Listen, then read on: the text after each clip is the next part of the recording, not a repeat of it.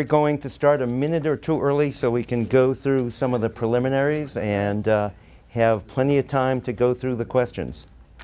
So good morning, everybody. My name is Bob Visnick, and on behalf of the Cape Ann Chamber of Commerce and the Rockport Division of it, as well as the Government Affairs Council of the Chamber, I'd like to welcome you all to Rockport Inn and Suites, and I'd like to thank our hosts for presenting such a nice forum for this morning's debate. It's a beautiful day out there, and we welcome you all. This morning, we have our 5 candidates for the Board of Selectmen. And as you know, next week on Tuesday, we have an election.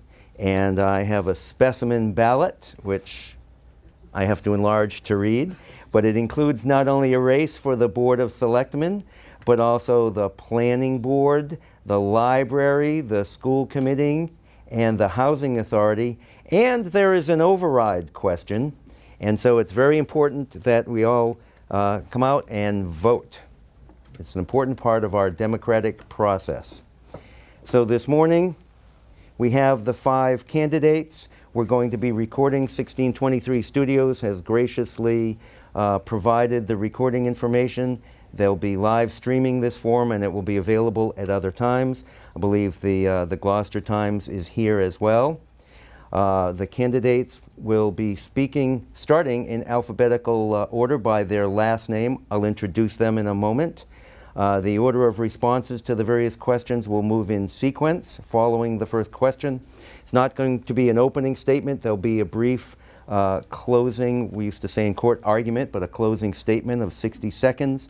When we ask the questions, the candidates will have up to 90 seconds to answer them, plus up to 30 seconds for a follow-up comment, and except for the first question.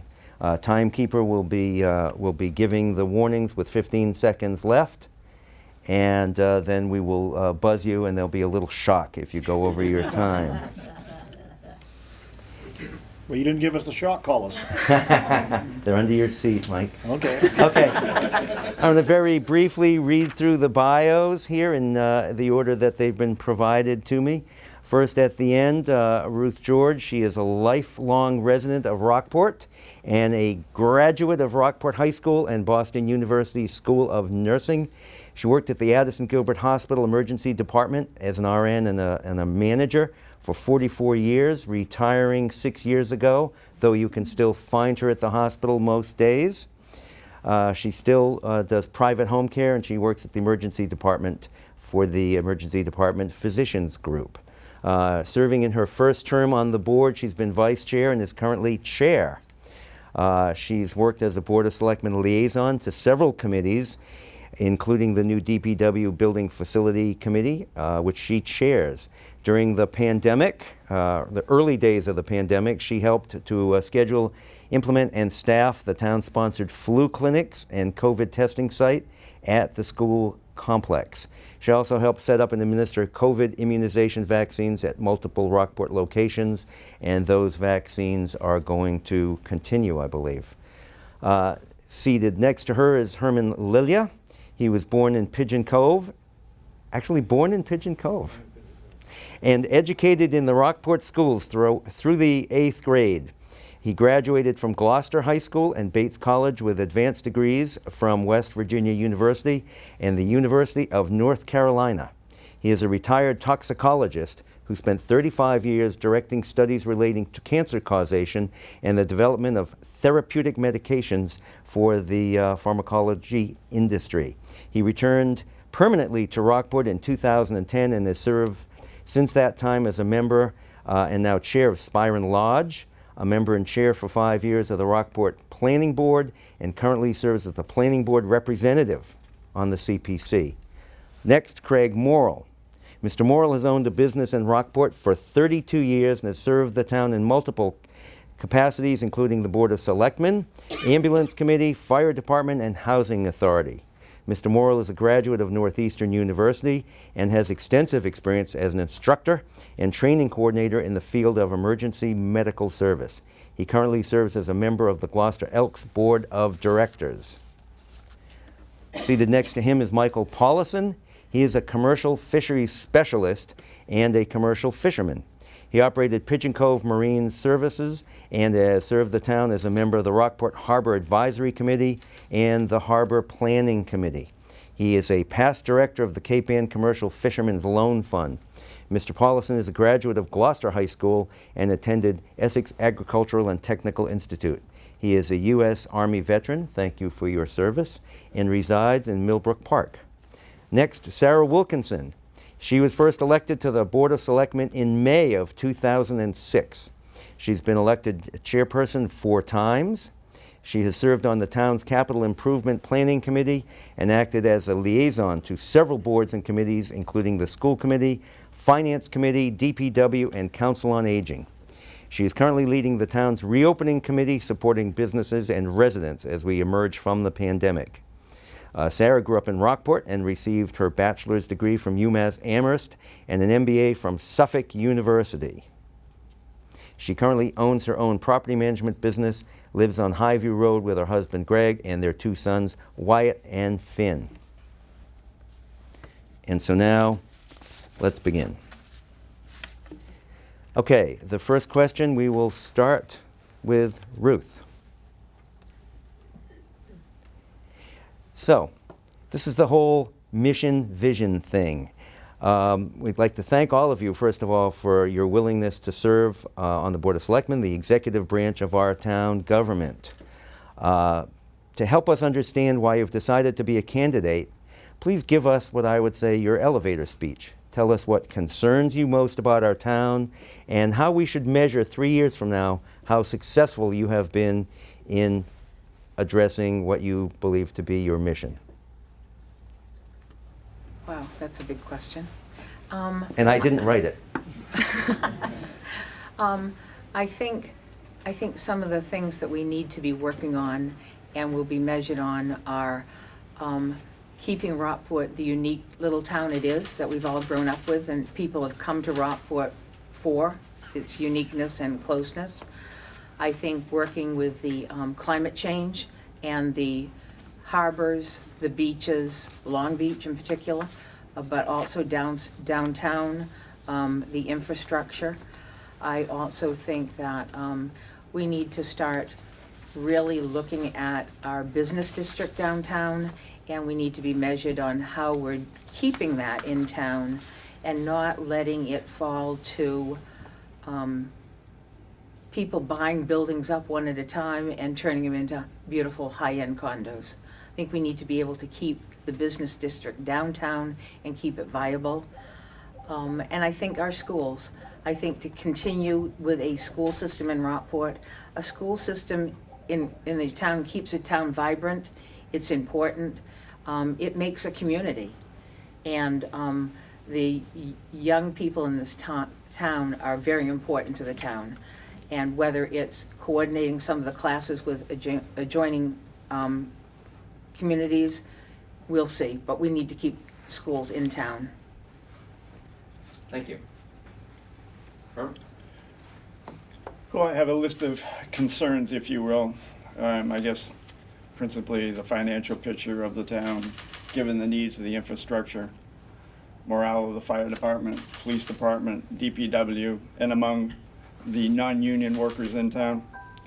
How are we going to spend the $1 million in free cash, which we have available? Well, the $2.1 million is coming from the government under COVID. I believe we need to reestablish the personnel board.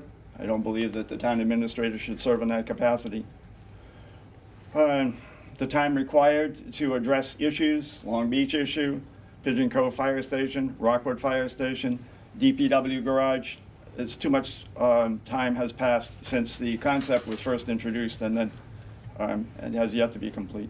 Keeping the tax rate low, avoiding overrides. Overrides can be necessary, but we need to avoid them.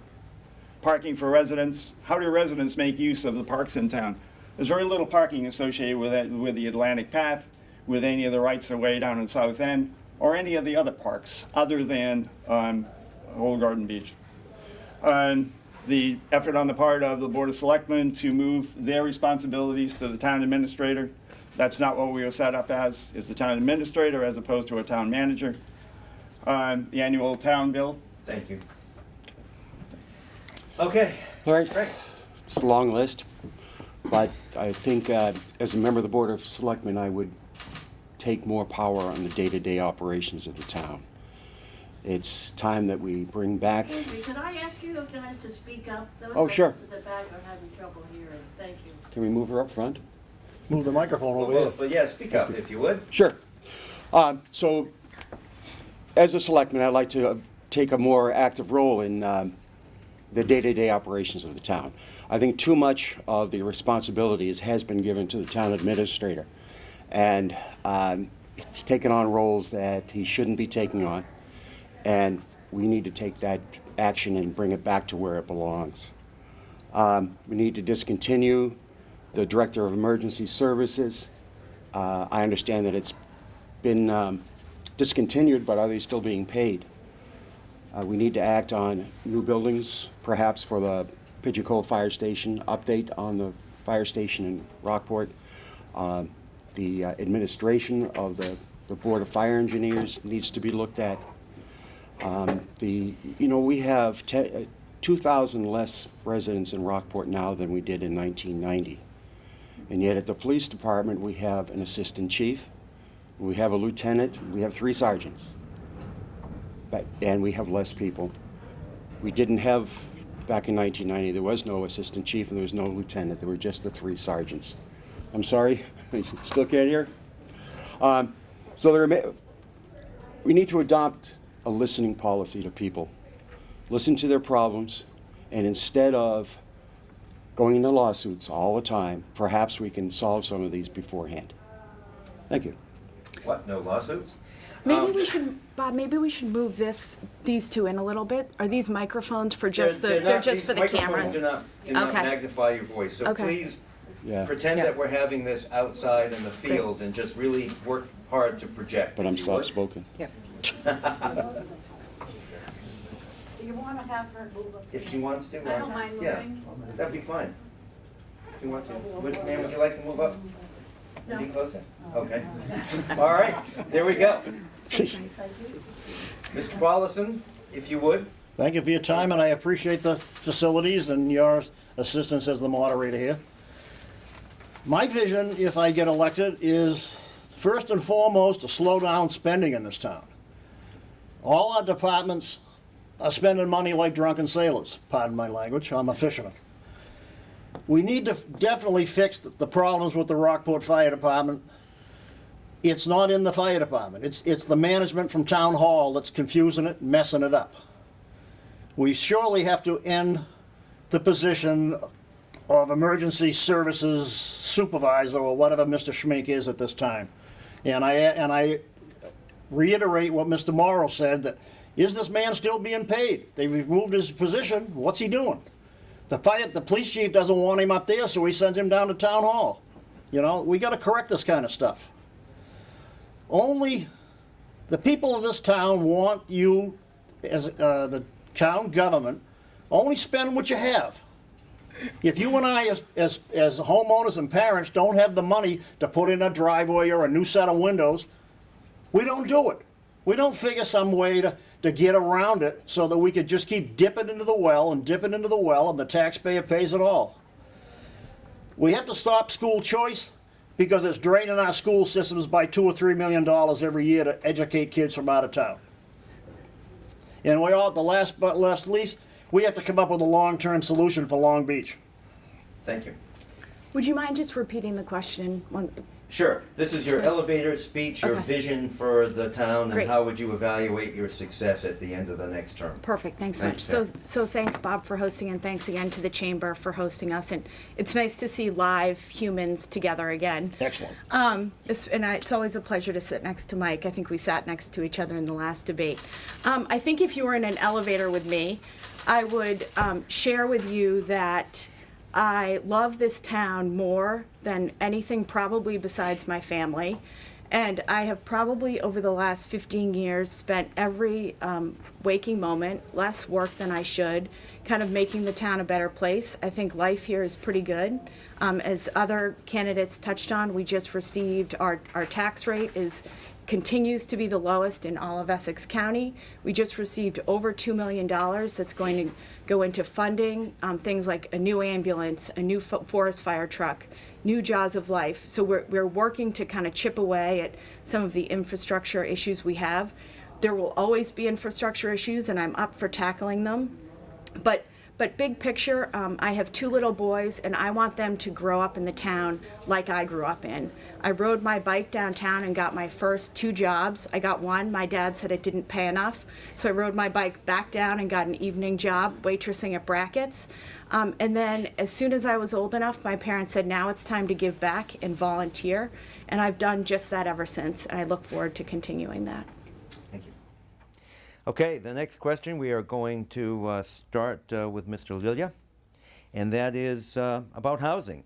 The Chamber's Government Affairs Council has identified affordable workforce housing as a priority need for all the Cape Ann communities. Please share your ideas, including zoning-related options, for meeting those needs here in Rockport. As chair of the planning board, I worked with Cameron Smith for several years, developing a plan for changing the zoning around the train station. This predates the state's mandate of late. We were working towards that. Some of the members of the planning board retired, others came on, and the efforts of Cam and myself and others on the board to try to develop this plan were thwarted. However, now the state of Massachusetts has come in with housing choice. They are mandating that around the train station, within a half mile, there will be a rezoning. It will allow for density increases, 15 units per acre. It will allow for families, young families, older families to move in, as well as children. So we're faced with performing the tasks that we were working towards for so many years. Standpoint of financing it, part of that, I guess, will come from the state, part from the government, but we have to work actively towards that change. It's absolutely necessary, and we, as a regulation of the state, a new mandate, we must do it. Thank you. And before Mr. Morrell starts, I'll just keep reminding everybody to speak up and use what we would call in the world of parenting, your outside voice. I'm so soft-spoken anyway.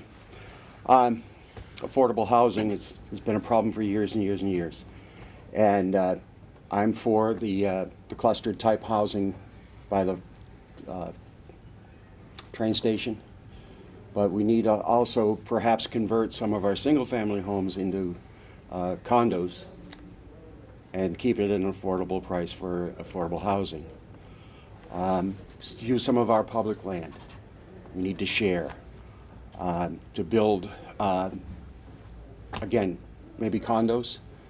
One idea would be to sell the land at Long Beach. Take a portion of that and put it in a fund for affordable housing. There's a lot of other things we'd need also, but that would be part of it. I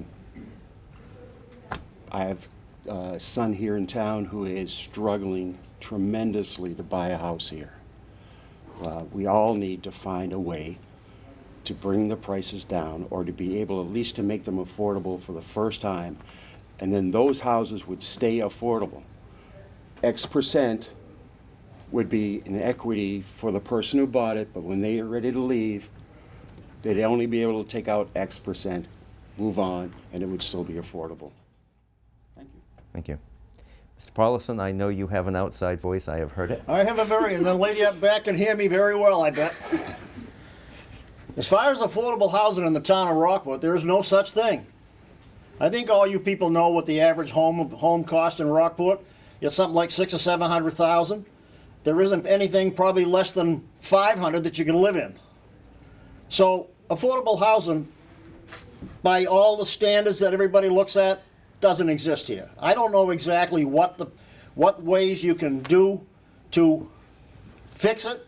I know the Community Preservation Act is supposed to aim some of its money toward affordable housing. They haven't spent $50 in 10 years. So that tells you right there that a lot of the money's going in the other areas in affordable housing. Everybody says, oh, no, no, no. Because Most people who live here have a nice house. They don't want affordable housing next door. It devalues their property, it lowers their value. You know, as far as rezoning up the railroad station, I think that's a poor move, and I think the town of Rockport should resist the state from making us rezone it so they can talk about putting lower moderate housing up there. The biggest reason, look at the neighbors we have there now. They're always complaining about the noise, the trains running. You know, we got a substantial commuter rail situation that helps this town. We need to build affordable housing in a rural area that's conducive to family living. Husbands, wives, children. The railroad station is not the place. Thank you. Sarah? Sure. So I think affordable housing is an issue everywhere. I think we all know that. Unfortunately, you know, unfortunately, we are a beautiful seaside community. So I think the dream of home values dropping is just not a reality. So we need to adjust and be flexible and find creative things. I think the town has been an amazing partner with Harbor Light Community Partners. They manage the Pigeon Cove Ledges, the Rockport High School apartments. They are building the new development on Lower Granite Street by the bank. But it's really it's really our responsibility, I think, to look at workforce housing, and that's housing for young families, for people who, you know, both parents are working if able, but teachers, police officers, firefighters, people in our community and surrounding Cape Ann communities that are making a really, really decent wage and just can't break into the housing market. So we are working now to revamp a housing trust, which a few years ago, a few of us went and took a trip up to Maine and we visited the Mount Desert Island Housing Trust. And a housing trust works where it's a private nonprofit organization that purchases properties and then they sell them with affordable covenants so that if the house is ever sold again, it has to basically stay affordable. And I can get into this more later, but I think I'm out of time. Thank you. And you may have 30 seconds because we're going to do a follow-up. Start with her if you want. If you want 30 additional seconds, you can have it. By all means. I was with Sarah. What about me? Oh, what, Ruth didn't Oh, speak. Ruth, Oh, didn't Ruth, go yeah. originally. Sorry. Oh. We're ruthless. Oh. Okay. Affordable housing, as you probably know, I was on CPC for many years. We tried really hard to look at different options. We talked about trying to build up the money to buy a large house and make it into a two-family and keep it low income or moderate income for people, but we never had anything like that we had enough money to do. The biggest thing I see is trying to change zoning and getting in-law apartments in buildings and houses in Rockport. I think that would help a lot of especially old Rockport families where their children can't afford a house in Rockport. The parent could live in an in-law apartment and they could all live together and then they would be able to keep that house in the family. I think that's a big thing in Rockport that we need to look at about in-law apartments. I do think the railroad would be an excellent place for some nice condos, some family. I was in agreement with that when Herm brought that up before. The Mount Desert Housing Trust is a great idea. That's similar to the first two houses that they built up on Tars Lane years ago by the Housing Authority, that they had a raffle on and two families got those. And those were prefabs and that was a great start for those two families to get into town and buy a house. So I think those are some of the things, and rezoning of some of the areas. Thank you. Now, follow up if you would like, up to 30 seconds. To speak a little bit about the Housing Trust in Mount Desert Island, because I went with Sarah and the superintendent of schools and the chairman of the board of schools. So we went there, we saw a very fine organization in place where they had small houses on small lots. So to say you can't have a low-priced house in town is not right. They were 7,000 square foot lots, 1,100 square foot houses, and the covenant protected the resale. However, our efforts back 3 years ago were dropped, and now we have to pick it up again. All right, Mr. Morrell, if you would like. The in-law apartments won't solve anything. That's not home ownership. We need to have home ownership for young couples, families, for our working folks here in town on public service, public safety. Rezoning is an answer, and as Herm said, the Mount Desert Island type thing. Thank you. Okay. Mr. Paulison, if you'd like. I just think that, I don't know what the answers are for the town of Rockport for affordable housing or something like this. I know that my own 2 kids, they born and raised here, had to move out of town. They can't afford to live here. They both have good jobs and make good money, but they can't afford the kind that it costs here. You know, it's, and the thing in Maine may be well up there, but up in Maine, they got tons of land. They can build anything they want anywhere. We don't have the land, and if you change the zoning so that we can make smaller and smaller and smaller lots, you're gonna lose the character of the town. All right. Sure, I don't think, I actually personally don't think that building new, I think that converting perhaps old homes into 2 condos or something for the Affordable Housing Trust. But one other key to it that I think could be really, really instrumental here is help with down payments. So the Housing Trust, if you have a young couple that they both work and they can afford the monthly payment, they're pre-approved for a mortgage, but they just don't have the 20% to put down, the Housing Trust could help with that, and then the trust still gets the affordable housing covenant, so if it's resold, which I think would be a win-win for everyone. Ruth. I'm all set. Okay. We move on to question 3. We'll start with Mr. Morrell, and that is regarding the maritime economy. So various town plans have identified the maritime economy as an area of potential growth and investment. Please share your views on the relative importance of our marine-based economy and tell us what investments, if any, the town should make to support its growth. And feel free to discuss or not fuel. Not to add fuel to the That sounds fire, like a but baited question. You think? Thanks for the question. Of course, Rockport is maritime. That and the arts. We've always been known as a fishing town, it's a lobster town. Mr. Paulison will certainly be a better speaker on this than I am. But we need to preserve that. We need to fight for the rights of the fishermen to be able to make a living. We need to make sure our infrastructure is there for them. Fuel is something that we need in Rockport. Where you're going to put it, there's a couple of locations. I think in the Cove is probably the better place to do it. And that's about what I have to say about that. Thank you. Well, since I'm the fisherman, I guess I'm supposed to know it all. As far as I know, and from what I see amongst all my colleagues in town, the fishing and marine industry in town here is doing very well. It's not the greatest, but everybody's still making a living. Everybody's working. There's enough facilities in town right now between T-Wharf, Granite Pier, and Pigeon Cove, so that all the fishermen have a place to unload their catch, to work on their boats, to do whatever they have.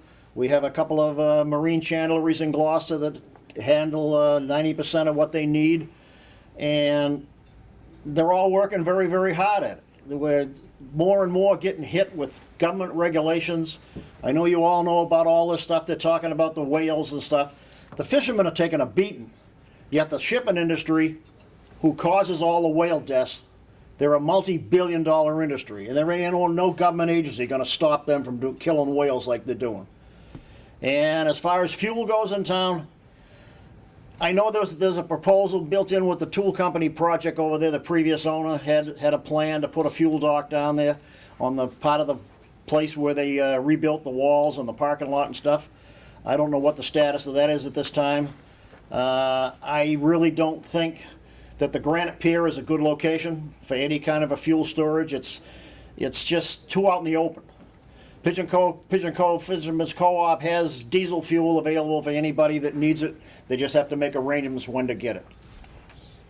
Great, thank you. Yeah, Mike and I were actually talking about this as we were at Five Corners holding signs yesterday. I, of course, support our fishermen, our lobstermen. They are one of our most valuable resources in town.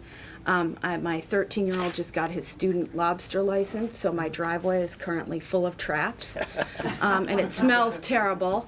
but it's all good, all good.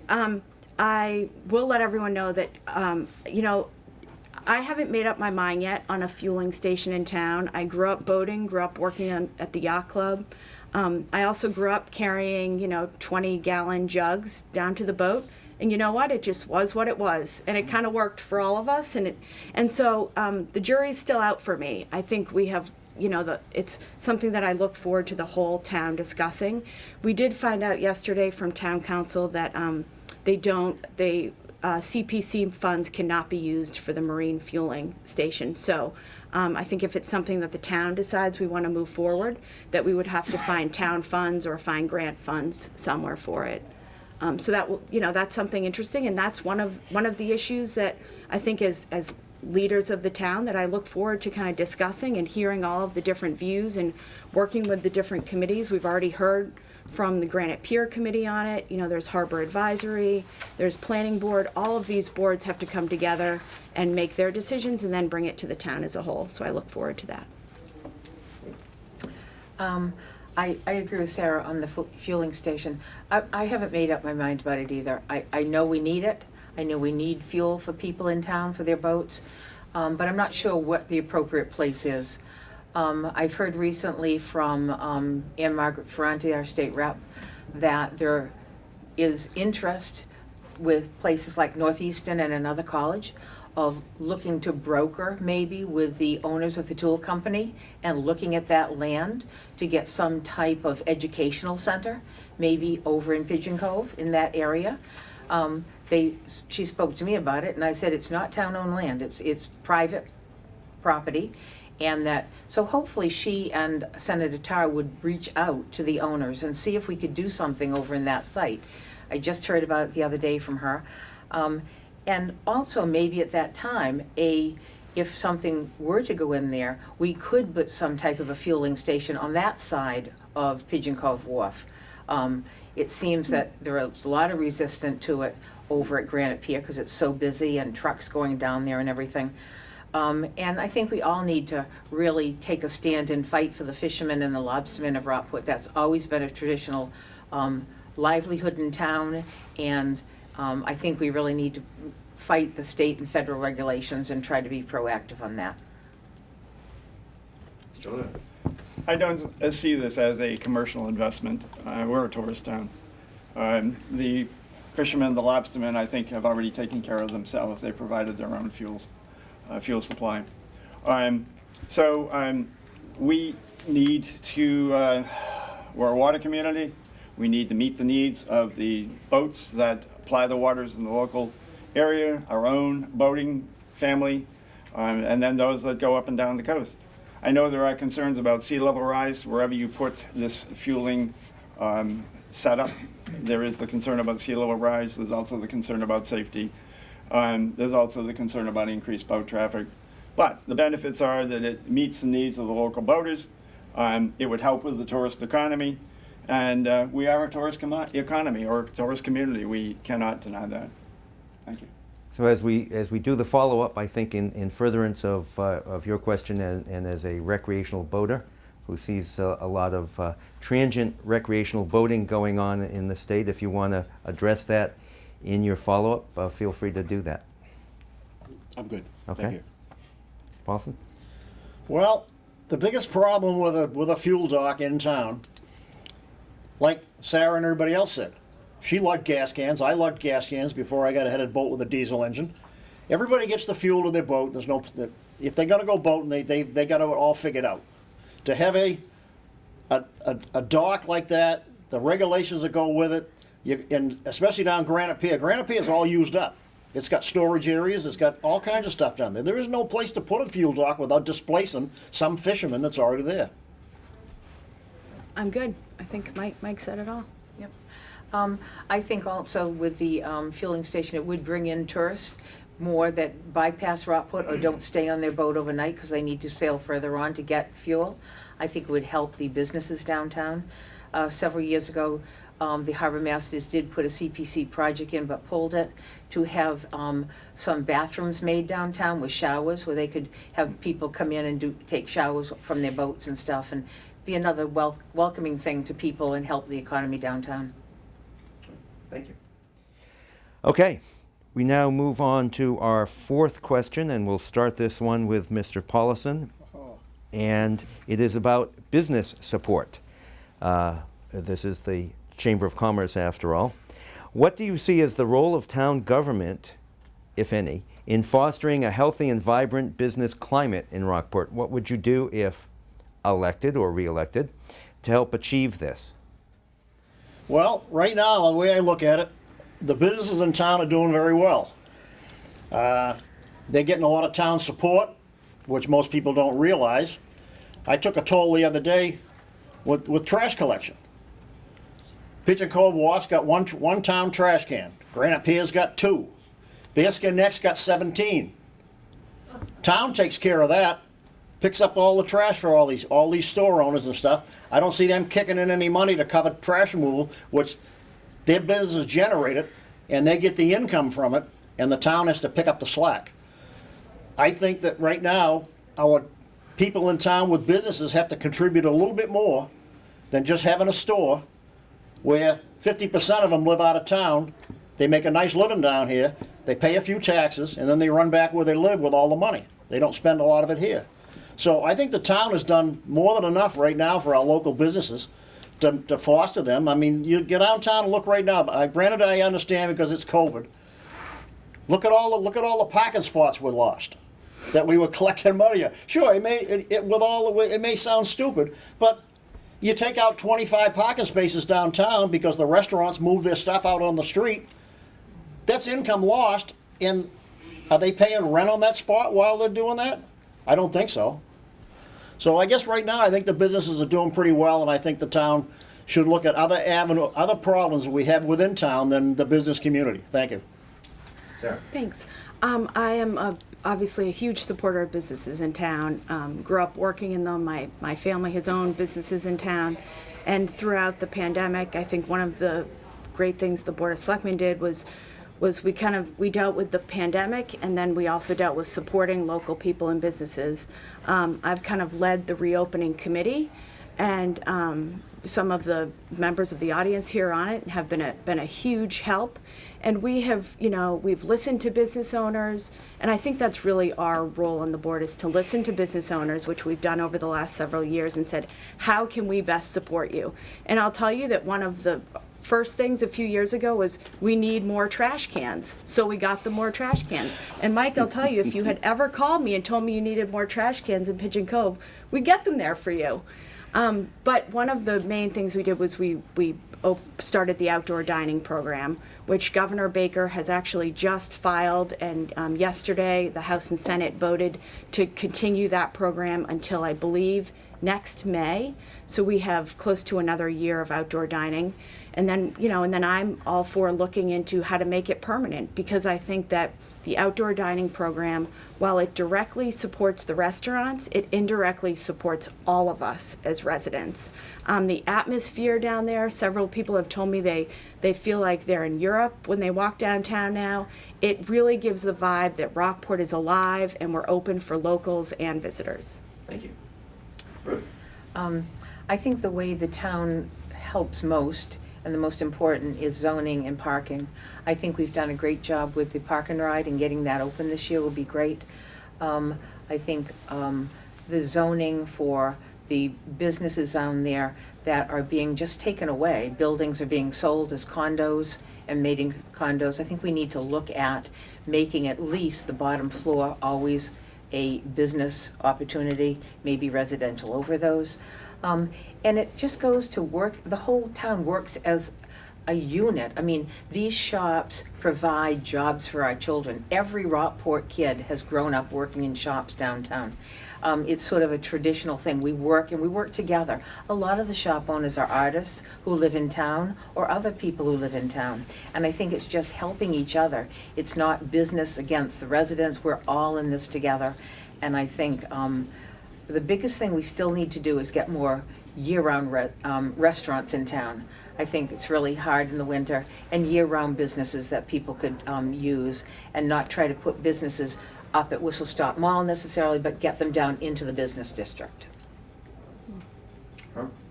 I fully support the town spending more money on business.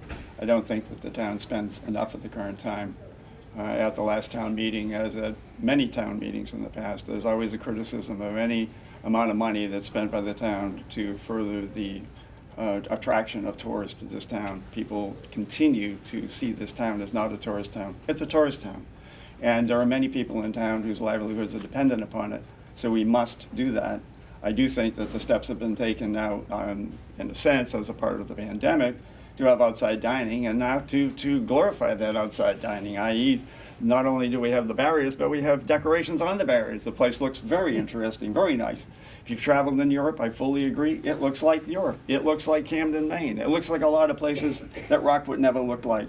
So I fully support more money being spent on business development. Thank you. Well, Well, I've owned a business in town for 33 years. I don't have a storefront, but I absolutely support our local business. I think the first way for local government to help business is to stay out of the way. Business owners know how to run their business. If you need help, let somebody know. I know I called for help, never got a call back. That's not the way to run a town. Our local labor, yes, some people don't live in town and they have stores here, but my granddaughter's working at her first job downtown this summer. All of my kids, my wife, have worked local jobs here, so it's very important. I love the outside dining, as everybody has said up here. It's the most fantastic thing that's happened to Rockport in a long time. That's probably the best thing that came out of COVID, or the only good thing. We could also use a park and ride and have charge for it. I mean, the dollar now is fine, I understand it. But where we're losing the parking spaces for the extra dining space, then perhaps we need to charge a little more for the parking up top and have our own shuttle if we need to. I'm done, thank you. thank you. And so now you have the opportunity for a follow-up if you would like it. Well, from a fisherman's point of view, most of the businesses in town, we do business with them. Okay, we support them, but the product that's generated in town through the marine industry, 99% of it's shipped out of town. So there's only one place in town that buys local product and sells it, and that's Porter down the neck. So I don't know what to tell you. You know, I think he's like what Mr. Morrell said. You know, let the business owners run their own businesses. Thank you. Sarah? I guess this is more of a question for Mike, but as the pandemic started, didn't the state make it so that local fishermen could also get dealer permits? So like, for example, you know, the Terminator being able to sell scallops to the public, and I think there's Cape Ann fishermen, so aren't there a few that can now send? Discussion. No, So okay. I believe that a few of them now, which is actually another silver lining to the pandemic, is you have even more options to buy fresh seafood in town, which to me it always seemed, you know, odd when people would go to Market Basket. So it's great to me that now you can buy, you know, fresh seafood in town. Ruth? If you'd No, like. I'm all set. If we encourage business, we have more tourists, we need more parking. I have never been told why we cannot use the high school parking lot as additional parking. We have one parking lot coming into town on Upper Main. Why not another additional parking lot? Great. Mike? That was a great idea. Okay. Thank you. Okay. So now we move on to question number 5, and we'll be starting with Ms. Wilkinson, and that is about the future of the schools. Please tell us about your position on the school funding override, which will occur on next Tuesday's ballot. More broadly, please share your views on the best ways to sustain quality public education for our children in the face of declining enrollments and competing demands for limited town funds. Sure. I am perhaps one of the town's biggest supporters of our public school system. I am totally transparent. My parents moved here when I was young. They had a very bad experience with the public school, like within weeks of us moving. And my dad worked extra jobs, and they got financial aid and sent my brother and I to private school out of town. And as much as I appreciate and see the value in what my parents did, and I am who I am today, but I am committed to sending my kids to public school, and I believe that that the price of, I think it's just priceless having a public school education where you live and your kids are part of the community and part of the sports teams and part of doing community service is just invaluable. I fully support the override. I have been worked closely. I've been the liaison to the school committee for the past 2 years. I have been to just about every minute of their meetings. And so I've sat down with Rob Lebo, and the time and his knowledge of the school budget, he knows where every penny is going. So I kind of believe that once you sit down with Rob and really see where the funds go, there's kind of no question left. But to me, a strong school funds a strong community. And I think a strong multi-generational community is what I see the future of this town, and having a school system here and funding it and school choice being a part of that is, I will fully support it. Thank you. I fully support the school override. I think our community's future is in the schools. That might take a different shape or a different form, but I think we all need to look at it. And I think we need to look at what the case study will finally show us, some of the strengths, some of the areas that we could combine maybe with Gloucester, sort of like looking at some of the AP classes. And maybe Zoom has been something that is going to be wonderful. We can have a teacher in one school and Zoom the class to the other school, so we don't have to both have expensive teachers in different areas. And to look at what are our strengths in Rockport. Our strengths, some of them are in the arts and the music and the drama that Rockport has. We have Shaolin Liu. We have a lot of strengths in this community that we could sort of maybe turn Rockport into a magnet school of the arts or something like that. There are a lot of ways we could channel our students. And we all grew up, or a lot of us grew up in Rockport. This is a community. We want that feel of our children to grow up in a community, to go to school in the community, especially in elementary. And I fully support it. And giving back to the community, the students, it's very important that all parents and family members attend things. We are a community, we have a community school. Thank you. Thank you. Well, I fully support the override, but I don't see it as a plan for the future. I think that we have to talk about steps to be taken now, planning now, for what happens in 5 years or what happens in 10 years. We cannot have a budget with 55% of the budget being for schools. It just isn't sustainable in Rockport. So we need to talk about merger of sorts, as has been mentioned. I believe that there are benefits associated with that, financial benefits as well as educational benefits, tapping into teachers in the Gloucester area or beyond that have skills and educational background that Rockport does not have. So leave the elementary schools in Rockport, as I see that as a real possibility, but the future of Rockport High, as it is right now, I don't think is sustainable. As a charter school, maybe. For its talent and its arts program. But remember, Gloucester is also steeped in the arts. So to say that Gloucester doesn't have benefits as well is selling Gloucester short. And Gloucester can be a fine school too. As a classmate of mine said to me, he said there were 57,000 applicants to Harvard this past year, and one of the successful applicants was a Gloucester grad. So don't discount Gloucester. I fully support the override also, this one time, and then figure it out from there. My wife, my 4 kids went through the whole Rockport school system. They're doing pretty darn well. However, I went through, I was at Masconomet, so that's a regional school. I think that's the future for Rockport and Gloucester, is to somehow have a regional high school.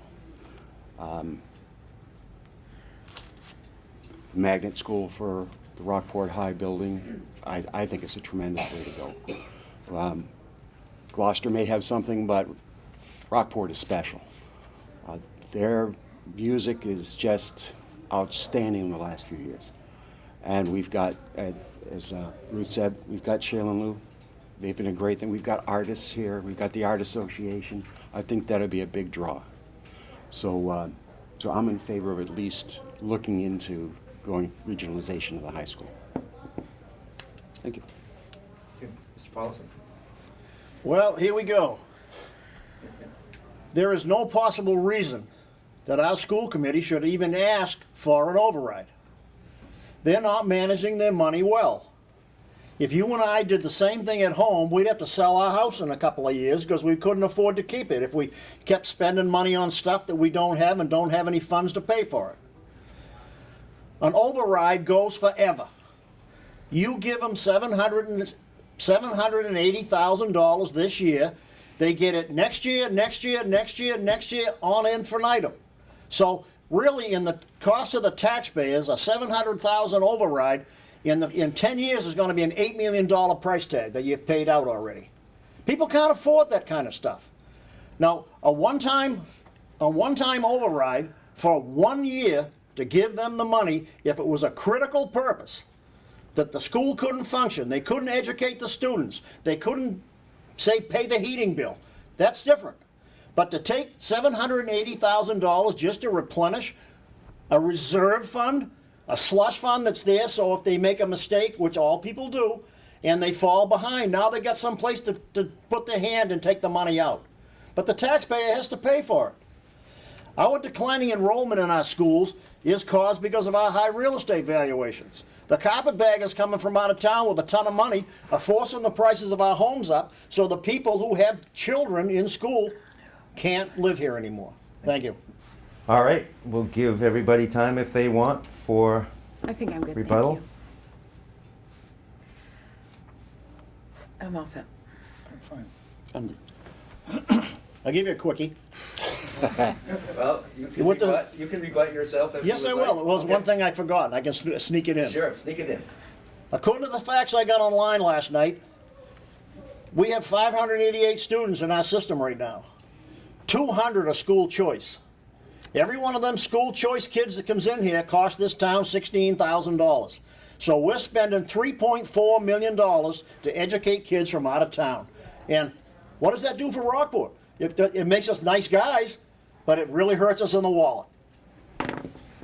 All right, it is 10:48, and I want to devote time for closing statements at 10:53, so that gives us time for one more question without any rebuttals. So here we go. We will start with Ruth, and the question is this. And it's about local rooms and meals revenue. The inclusion of short-term vacation rentals, sometimes known as Airbnbs, under the state's rooms tax has resulted in a surge of visitor-generated income for the town. During the same period, several of the town's small inns and B&Bs have closed or scaled back. Would you support reinvesting some portion of the increasing room/meal revenue towards increased promotion of Rockport as a visitor destination? I certainly would. I think one of the key things is bringing people here is the quaintness of the town and all the inns that we've had. I mean, just in my lifetime, so many inns and places have closed. They've condoized, they've gone into private houses. You know, I can think of the Faraday Inn down on South End and the Cable House and all of those, and those are just some of the way back ones.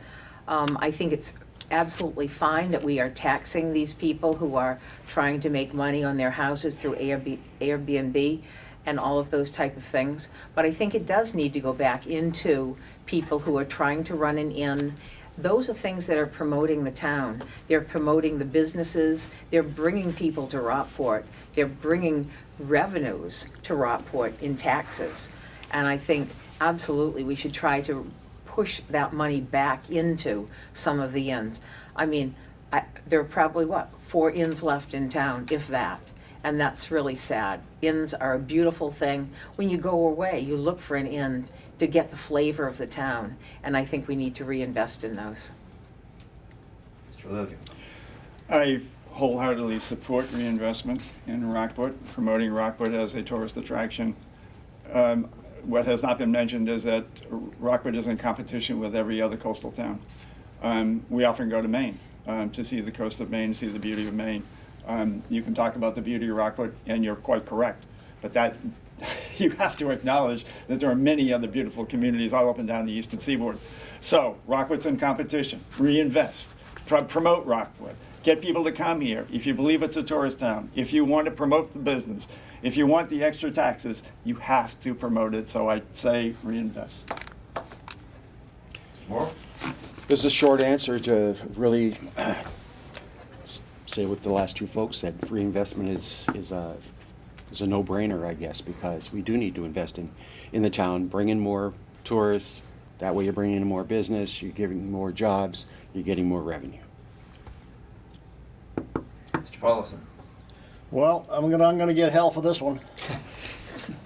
I realize you generate a lot of money, This you is know, for through TV. these You're going to get taxes. heck. Huh? You're going to get heck. We're on TV. I stand corrected. That's, Okay. hell is not politically correct. That's right. You can't say hell.